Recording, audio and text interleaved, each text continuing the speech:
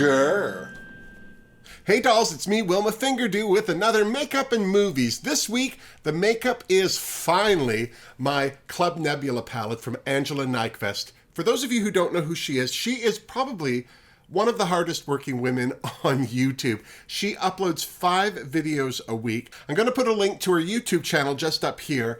Check her out. She is fantastic. Now, one of the reasons that I bought this palette is Angela, as an influencer, a creator on YouTube, she is very much into the same kind of makeup I am. She's more about mattes, she's more about bold colors, and this palette, I have to tell you, is all of that.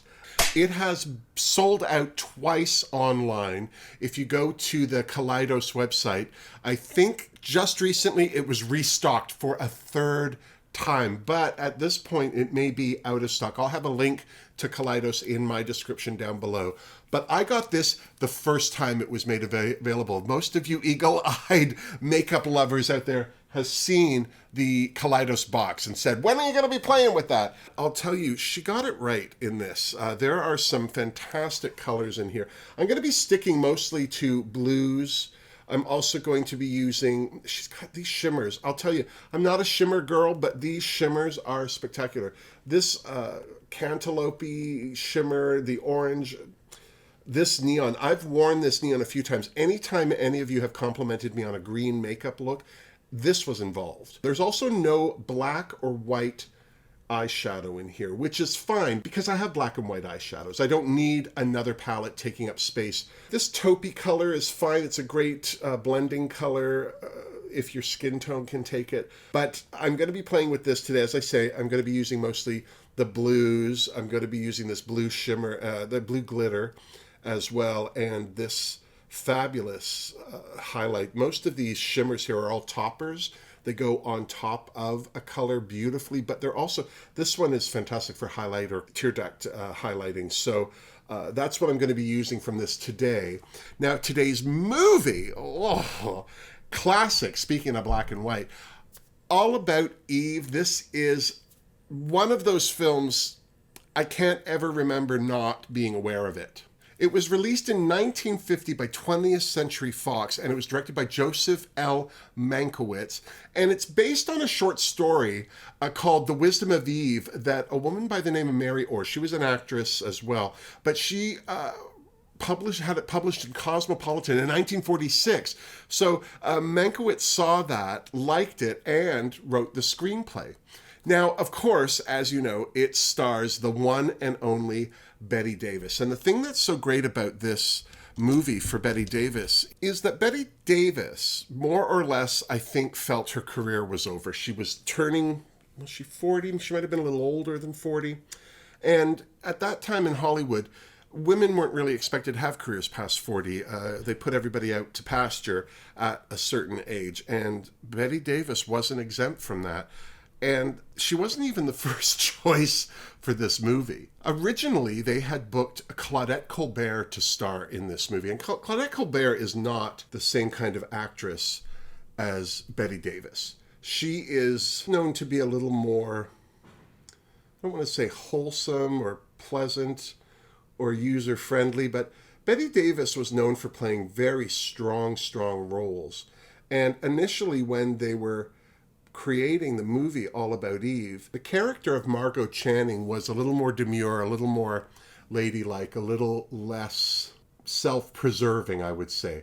I think in the original short story of this concept, the older aging actress who gets hijacked by the younger actress, I think comes off more as a victim. So with Claudette Colbert in the part, they were certainly going to get that performance. But then she had a slip disc injury right before filming, and they had to recast. So some of the other considerations were Susan Hayward, but at that time she was considered to be too young to play Margo. They wanted an actress who read 40. Other people that were considered were Marlene Dietrich, but she was too foreign, she was too German. Maybe they felt that a German wouldn't have been as much of a pushover as an American actress. I don't know.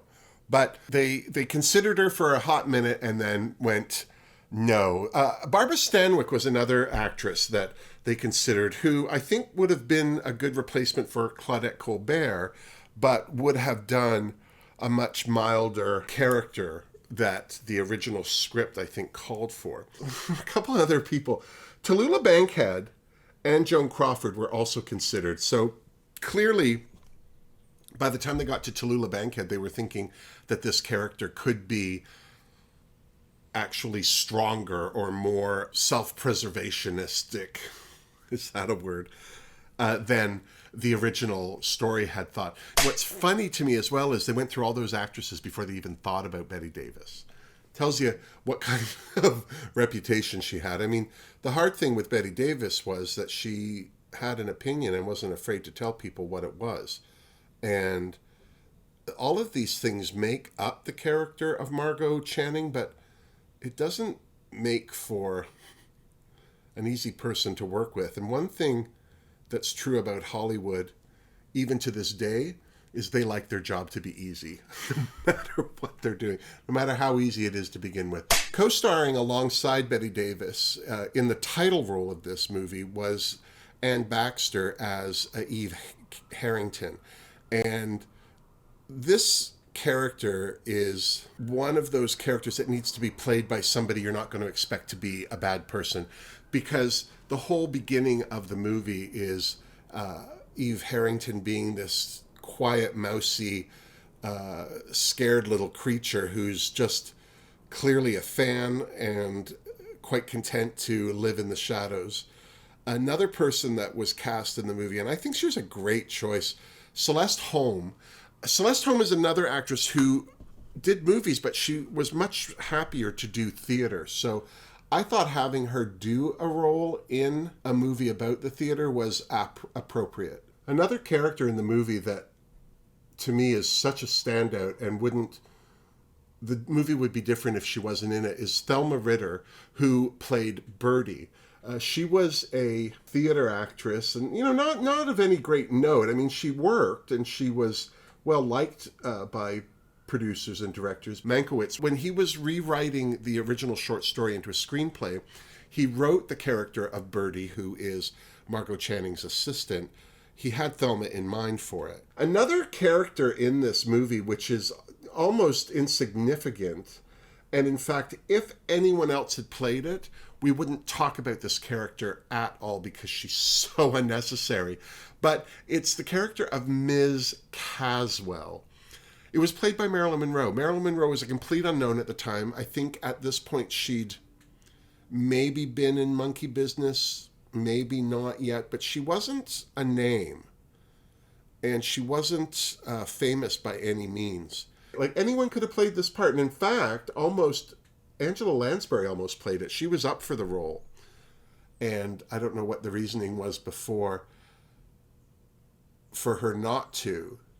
I think it would have been a more interesting role if Angela Lansbury had played it because of who she's become now. But the fact that it was Marilyn Monroe really kind of making an early play for that classic dumb blonde trope that she cornerstones so beautifully, it definitely, I think, lends some credence to the character and how long that kind of dumb blonde ingenue type actor has been in the world of theater and film. Some of the themes that this movie addresses are things like women aging in the performing arts, especially at that time.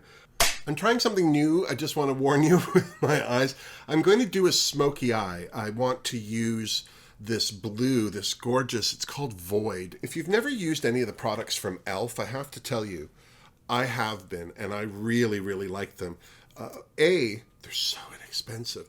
And B, they work great, especially for drag makeup. This is their camo concealer. And I just really love how thorough this white is. Like, it's become my replacement for Krylon's 070 white TV stick. I haven't had a new one of those in forever, and I just need to say that this camo concealer is the poop. Now, All About Eve cost $1.4 million to make. This was in 1949, I guess it was made, because it was released in 1950. It took in $8.4 million at the box office. And keep in mind, people thought that Bette Davis's career was over, so this clearly proved them wrong. It was nominated for 14 Academy Awards. It won 6, including Best Picture, Best Director, Best Supporting Actor for George Saunders, Best Screenplay by Mankiewicz, and it won an Oscar for Best Costume Design, but it was shared by Edith Head and Charles Lemaire, M-A-I-R-E, Maire. And initially, Charles was the one that was hired to do the costumes. He did an excellent job. I thought everyone looked fantastic. But Bette Davis is famously not just a difficult actress, but difficult to fit. One of the things that I was surprised to read about is that she doesn't like to wear a bra. She's not, and she should wear a bra. Like, no offense to her, but she's got a fairly bodacious breast line. She wanted Edith Head to do her wardrobe. So Charles Lemaire was not happy to share wardrobe credit with Edith Head, but he was very, very happy to have her do Bette Davis's wardrobe because of how difficult Bette Davis can be. There were some interesting stories about some of the wardrobe. For instance, the original dress that's worn in the party scene, it had a really unique neckline because it was straight here and then it went to the shoulders. But the way Edith had designed that dress originally was that it was a boat neck. It was square. It went down, across, and back up. And for some reason or another, when it arrived on set the day they were wearing it, it didn't fit Bette Davis. It was too big, and they needed it like then. Like there was not a lot of options or choices for a different dress. So I think it was Bette Davis who pulled the neckline over to the shoulders, and it snugged it all right up. And I mean, now I couldn't imagine that dress not looking like that, but there you go. Mistakes make history.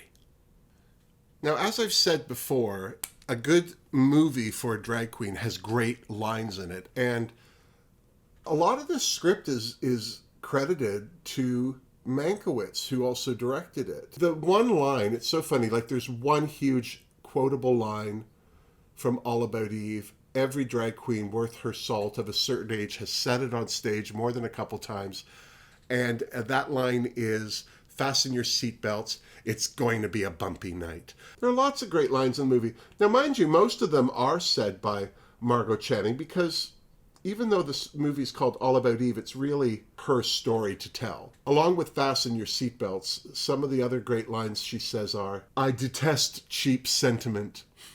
Another one is, "Oh, shucks, I sent my autograph book to the cleaners. Peace and quiet is for libraries." I like that one. She also said, "It's my last wish to be buried sitting up." A lot of the lines that are fantastic come in like dialogue, like, "Nice speech, Eve, but I wouldn't worry much about your heart. You could always put that award where your heart ought to be." It's in the middle of a great exchange, and she says to the playwright, "Lloyd, honey, be a playwright with guts. Write me one about a nice normal woman who just shoots her husband. I'll admit I may have seen better days, but I'm still not to be had for the price of a cocktail like a salted peanut."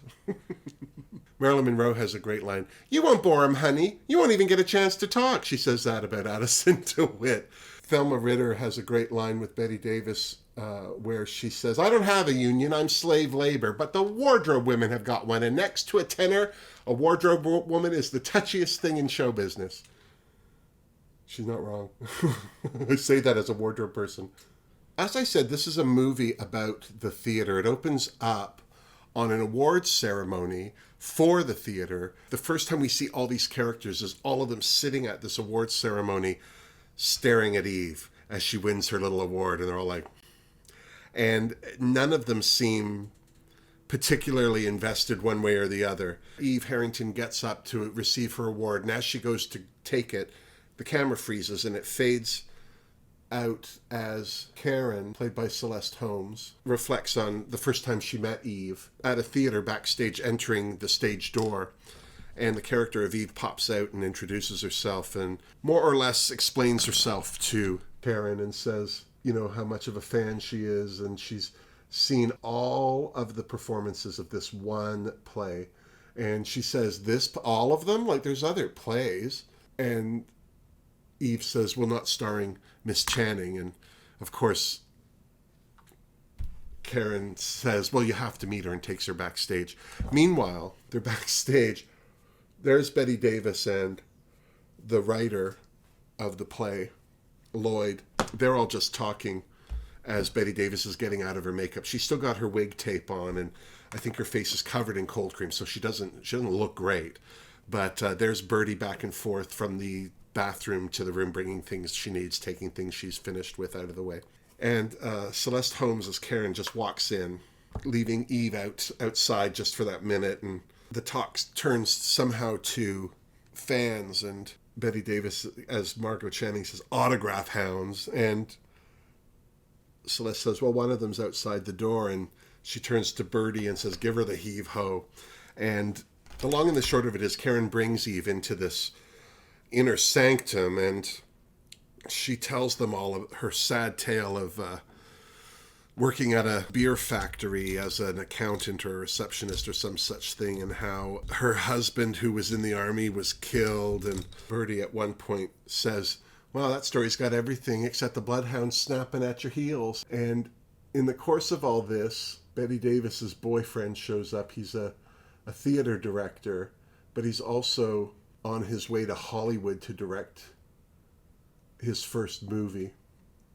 And again, this whole theme of Hollywood versus Broadway is very prominent in this movie. And they introduce him to Eve, and he kind of just like, and continues on. And Eve has this great little dialogue with him about what the theater means to her, and that he shouldn't get lost in Hollywood directing unimportant films. And it's just a great little scene where the ideology of Eve is kind of flaunted. And I guess he's on his way to the airport and leaving for Hollywood that night. So Bette Davis says to Eve, oh, come with us, after we send him off, you and I can get a cup of coffee and get to know each other. And so of course Eve goes with them. And there's this whole scene at the airport between Gary Merrill, who plays Bill, and Bette Davis as Margo Channing, where she's like, well, don't fall in love with some glamour puss out there. And you can see her nervousness at the fact that she's an aging actress. It's obviously something that she really worries about, her character is concerned about. And it's kind of first presented there. As he leaves, he turns to the women and says, take care of her, she's a little lost lamb in the woods. And Eve says, I will. And I think he meant her, Margo, taking care of Eve. But anyway, it's a great little scene. And then we're followed by a bunch of scenes where Eve is literally taking over in the household. She's starting to do odd jobs, like she's become like a secretary to Bette Davis's character. And while Eve is assisting Margo, this is the Alyssa Edwards palette from Anastasia Beverly Hills. I'm just using it for the black powder. While she's assisting Margo, you can see that Bertie, you can see that she is not too impressed with Miss Eve Harrington. And Margo sees this and says to Bertie, you don't like Eve, do you? And she says, do you want an answer or an argument? And she said an answer, and she goes, no. And then Bette Davis says, why not? And she goes, now you want an argument. And she says to Margo, well, it's like she's studying you, like you were a blueprint or something. And this starts the wheels turning for Margo. Something that happens in this time, it's Bill's birthday while he's away. And I think this is the thing that starts Bette Davis wondering what's going on, because her phone rings in the middle of the night, and it's the long distance operator saying, oh, there's a call from California. And she's just absolutely stymied by this. And she's like, Bill, what's going on? Why are you calling? And he, of course, thinks she's called him to wish him a happy birthday. And then she finds out the next day that Eve set the whole thing up and even sent Bill a little happy birthday note herself. And when that happens, Bette Davis, she cuts her eyes to Birdie. And it's like just this moment of like, oh God. And I think this is why the movie's better than if it had been played by a softer character, because they would have played a victim. Whereas at this point, Bette Davis sees the writing on the wall. She feels like, okay, this little bit of fluff is trying to take over my life here. And so she tries to get Eve pawned off on someone else. What happens is Bill comes back from California and there's this birthday party, and Bette Davis is upstairs putting on the Edith headdress while Birdie helps her, and they're talking, and she's like, I wonder where Bill is. It's just typical of him to be late for his own party. And Birdie says, I don't know what you're talking about. Bill's been here for 15 minutes. And again, Bette looks at her and is like, what's going on? And so she goes tearing down the stairs and then stopping at the foot of them to calmly walk into the living room where Bill is regaling Eve with a story of looking through the wrong end of a lens on a camera. And Margo walks in and just acts like nothing. La-di-da, oh, I had no idea you were here, blah, blah, blah. And he kind of feels like there's tension in there, so he says, well, can I get you a drink? Yes, a martini, very dry. And how about you, Eve? Can I get you one? And Margo says, how about a milkshake? Of course, Eve says, no, I'll have a martini, very dry. And there's no real confrontation at this point because I guess Margo's still sober, but it's the start of this party, and as people start coming, Betty's been drinking, or Margo's been drinking, and at one point Eve asks Karen to talk to the production about possibly making her Margo's understudy for Aged in Wood, and saying, oh, I would never ask myself, it's too big a request to make, and I'm too nothing, and they're all somebodies. And so of course Karen, who just finds this also charming, says, oh, no problem, I'll do it. While this is all going on, Margo talks to a producer named Max Fabian about him taking Eve off her hands and giving her a job at his office. And one of the things that Margo promises for Max is they're reading a new actress who is replacing one of the cast members. Margo says to him, if you take Eve off my hands, I'll read with the actor so you can see how they'll do. And Max says that's great. Well, after the party they cut to that moment, but Margo has arrived late to the theater, and she sweeps out of a taxi into the foyer of the theater, and there's Addison DeWitt just sitting there, and she's, oh, what's going on? Why are you here? And he came with Miss Caswell for her reading, and Margo's like, oh, I'm late. I should get a watch. I've never had one, And that's where she learns that Ms. Caswell's already auditioned and is now currently throwing up in the ladies' lounge. And Margo's like, well, who read with her? They asked Eve, your understudy. And Margo's like, what? And then she gets from Addison all the dirt on how great Eve was reading with Ms. Caswell.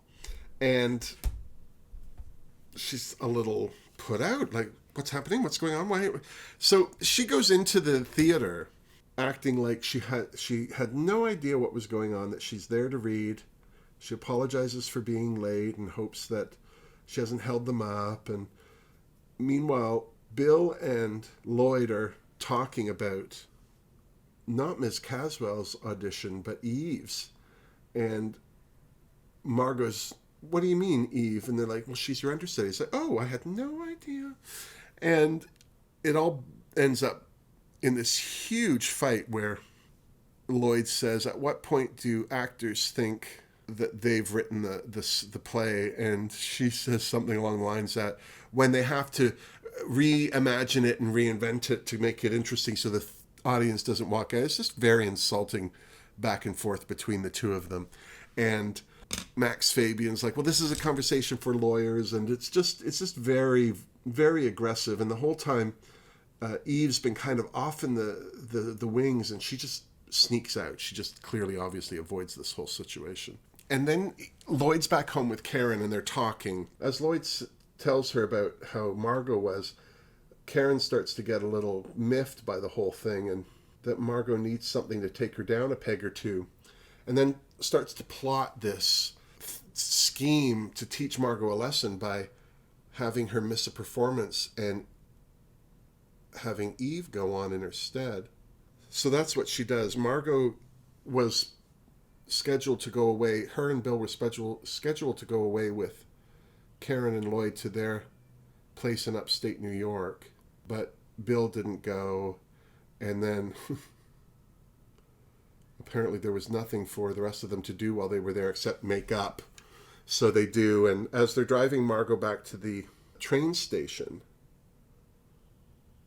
the car runs out of gas and is stranded, and they clearly realize, oh, Margo's not going to make the train, which means she won't make the theater. And of course, Margo's leaving on the last train to get her to the theater on time.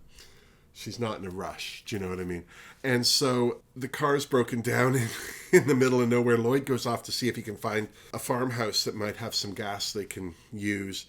And Karen and Margo have this conversation about what it's like to be a working woman, especially in the theater, and the aging and all of that. And she has this great speech about how, women drop things on their way up the ladder that they forget they're going to need when they have to climb back down it. And it's a really great scene for the two of them because, they're clearly friends, and you can see that Karen's starting to feel a little guilty for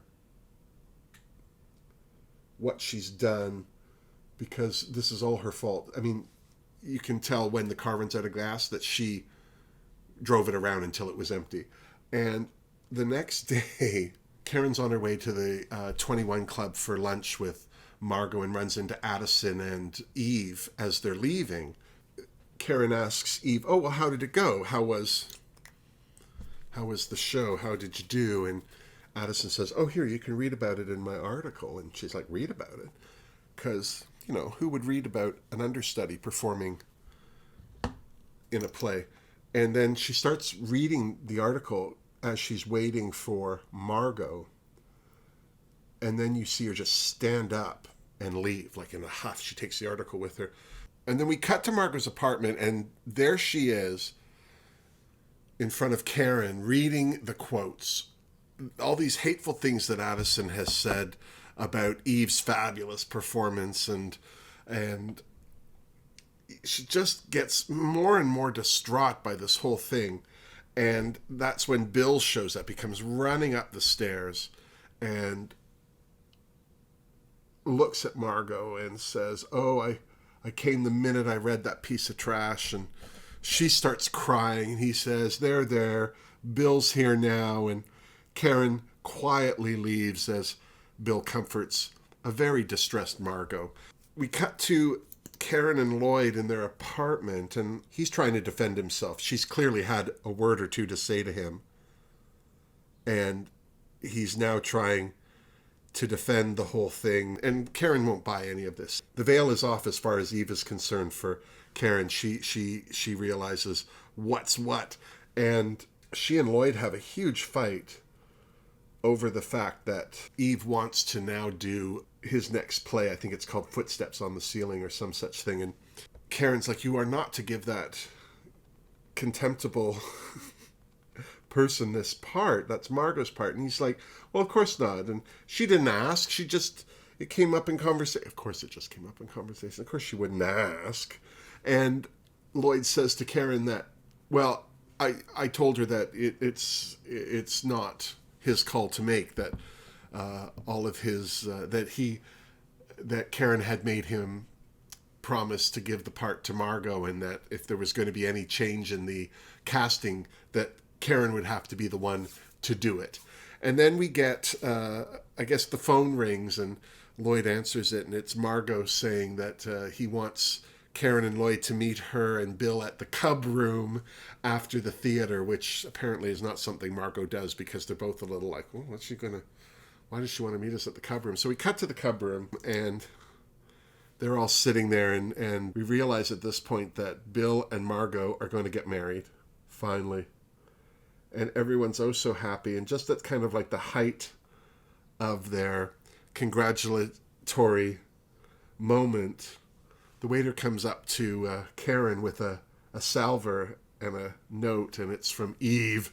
Please meet me in the ladies' lounge. And Margo says, you have to go. I want to know what's going on. Go and find out. So Karen does, and Addison DeWitt is sitting there alone.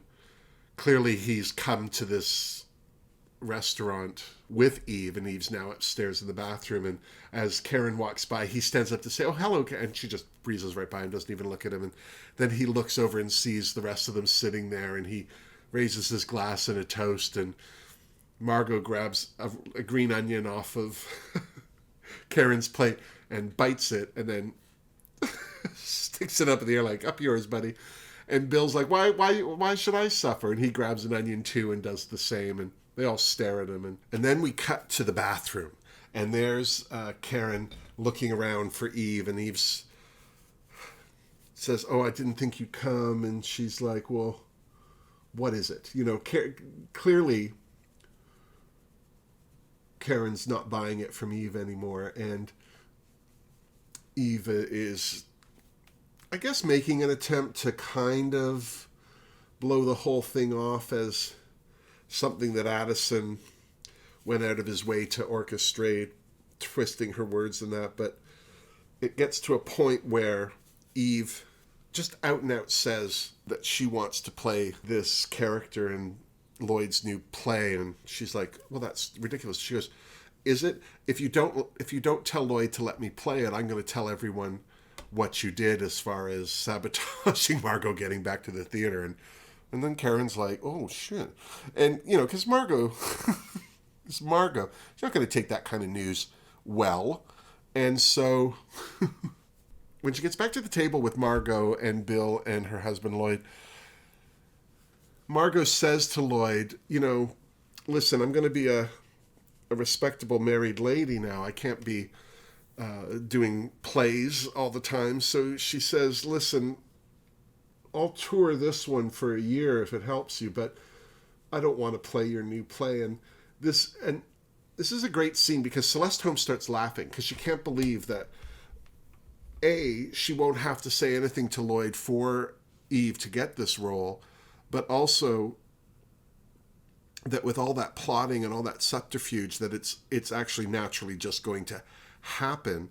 And so Celeste Holmes starts laughing hysterically. Like, it starts small, but she clearly, and Bette Davis even looks at her and moves the champagne glass out of it. She's had enough. And this, in the annals of Hollywood, this is interesting because Celeste Holmes had talked often about how Bette Davis didn't like her. They didn't get along. And one of the things that she attributes to that is that scene where she just laughs on cue. And she just says, yeah, the director said, can you just laugh hysterically? And she goes, sure. And she started, and she even said at the time, Bette Davis was like, how did you do that? And it was just something, I guess, Bette Davis didn't have a penchant for. And anyway, it's just this great scene where nobody understands why Karen's laughing, and she's very relieved to find that everything is going to work out for the best for everyone regardless. And then we cut to a bunch of different scenes where Eve's rehearsing the play with Bill and Lloyd, and you know, there's clearly obviously some fighting going on and arguments. And we cut to a scene in Boston somewhere, I don't know, upstate New York, I don't know where they are, trying out this play, but the two of them are walking down the street, and from the theater to where Eve's staying, and they get to her room, and she starts talking about how she and Lloyd are making plans for themselves, that he's going to leave Karen and blah, blah, blah. And Addison's listening to all of this without much reaction at all. And then he lets her know that he knows she's been lying about everything, and how she's manipulated everybody to get what she wants and be in this exact spot. And of course she's denying it all. And he turns the tables on her and almost more or less makes it known that he is going to be in control of her career, and he's going to be the one that helps her find success. And it's a great scene because all of this conniving that she's done is finally being thrown back in her face and by Addison. And she says, well, I can't go on. We'll have to cancel the show. And he goes, you will go on and you'll give the performance of your life. And that's exactly what she does. And then we cut back to this awards dinner that started off the movie. And Eve takes the trophy and she doesn't seem happy, and nobody else is congratulating her, and everyone's just leaving, and it becomes this very awkward moment. That's where Bette Davis says, oh, I wouldn't worry about your heart. You can put that award where it ought to be. And she and Addison leave, and she's clearly kowtowed by Addison. You can see that he's literally like got her on a short leash, and she's like, well, I'm not going to this party. And he says, well, that's ridiculous. It's for you. And she's like, well, take my award instead. That's what it's really for. And he says, well, I don't intend to miss it. I'll drop you off. And he drops Eve off at her hotel, her apartment. I don't know where she's staying, but when she walks into the apartment, she makes herself a drink and realizes there's this woman asleep in a chair in her living room. And she, freaks out and says, I'm calling the cops. And the woman says, no, I'm just a fan. I'm the president of the Eve Harrington fan club at my school, and I was just here to see, how you lived and all that stuff. And she starts kind of helping Eve, like Eve spilled a drink, she's starting to clean it up, and then the door knocks. So she answers the door, and it's Addison DeWitt, and he's got Eve's award. He's like, well, who are you? And she goes, I'm Phoebe. And he goes, Phoebe? He goes, well, that's what I call myself. And he says, well, Miss Harrington left this in the cab. Tell me, Phoebe, do you want to win an award like that? She goes, more than anything. And she goes, well, you must talk to Miss Harrington. She'll tell you all about it. And she says to Eve after Addison leaves, oh, it was the cab driver, not Addison, bringing your award back. And she's like, oh, pack it in my suitcase with everything else. And so Phoebe takes it into Eve's bedroom, and all of her clothes are either out or in these trunks for traveling. And she puts on one of her beaded jackets, and she's holding the statue in front of this three-way mirror, and it's just repeated images of this Phoebe in all of these mirrors as she's bowing and accepting this award. And so clearly it's all starting again. And it just is a great movie in that it ends in such a, not a happy note, but clearly like what comes around goes around kind of way. And I just thought it was fantastic. It's one of those films that really seems to reflect real life. Like, for instance, there was a huge, not scandal, but this was Bette Davis's first film in more than a few years. And she had 2 Oscars already. And she'd been nominated, I think, for a couple. But this time around, this was like her return to Hollywood, her return to movies. And people were expecting that she would definitely win the Oscar for this role as well. But the problem was that Anne Baxter was also being nominated for lead actress. And when you have 2 actors in one movie being nominated for the same category, it usually splits the votes. And that's exactly what happened here. Another film that was out that year for an Oscar was Judy Holliday in Born Yesterday, and she ended up winning the Oscar. And then there was always this animosity from Bette Davis that Anne Baxter and the studio had kind of kiboshed her chance to make history by being the first actress to win 3 Oscars. It ended up being Katharine Hepburn. And in fact, Bette Davis never won another Oscar. Most people think she won an Oscar for All About Eve and for Whatever Happened to Baby Jane, but she didn't win that one either. Almost the exact same thing happened for Whatever Happened to Baby Jane. Joan Crawford wanted to be nominated for lead actress on that as well, and we all know how that turned out. And with that all said, I am just going to throw on my eyelashes, finish my lippy, and I'll be right back with my last thoughts. And there we go! I figured I would wear a fabulous little fascinator in honor of All About Eve. And I want to thank Angela Nyqvist for making a fantastic palette. And I just want to be clear, she did not send this to me. I bought this on my own, and I have really been enjoying it a lot. It could very possibly be back in stock on the Kaleidos website. I will put a link for it down below in the description box so you can check it out. Of course, I also used my NYX contour palette to carve my lumps of potato into shape, and the Fumi Desalu-Vold Juvia's Place collab, the Queen palette, which I think is out of stock again. It's always out of stock.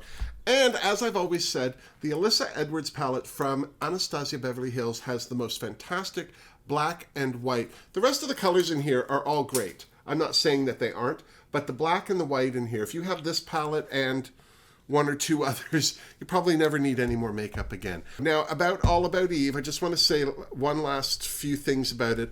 I think one of the things that makes this film great in the history of Hollywood is how art seemed to imitate life. There was clearly some bad blood between Celeste Holmes and Bette Davis, and Baxter wanted to win an Oscar for lead actress, not supporting. And I feel that she, as Eve, the title character of this movie, felt she should be a lead actress. I'm not saying she shouldn't have been, but I'll tell you, if I were in a movie and Bette Davis were in it and she was only saying 3 lines and still got nominated, I would say, yeah, let her take the lead because she's Bette Davis. Shut up. So it was very much, I think, a snake pit as a script and a snake pit as far as the cast and set were concerned. Gary Merrill, who played Bill, and Bette Davis had a torrid affair during the filming of this. And in fact, it left both of their spouses. They both got divorced and then married. And their marriage lasted about 10 years, but it didn't it wasn't a great marriage. I think they both fell in love with the characters they played in this movie and weren't quite as impressed with each other as real people in the world. So there you go. If you are looking for a classic, fabulous Hollywood movie, as I said, it ticks all the boxes. Wardrobe by Edith Head for Bette Davis, spectacular. The dialogue Joseph L. Mankiewicz wrote was scintillating and cutting and dry and completely quotable. And Bette Davis. It doesn't get better than Bette Davis. I don't care who you are. Even if you don't like black and white movies, you are going to love this one. I highly recommend it. If you don't have it, then clearly you hate movies or joy or don't want to be a good drag queen. So there you go. That's Makeup and Movies for another week. I hope you enjoyed it. Thank you for getting ready with me. And until the next one, miss me. Mwah. I feel like I should be drinking tea in a hat like this. It's so snazzy. Let's all go to the lobby. Let's all go to the lobby. Let's all go to the lobby to get ourselves a treat. Delicious things to eat. The popcorn can't be beat. The sparkling drinks are just dandy. The chocolate bars and the candy. So let's all go to the lobby to get ourselves a treat. Let's all go to the lobby to get ourselves a treat.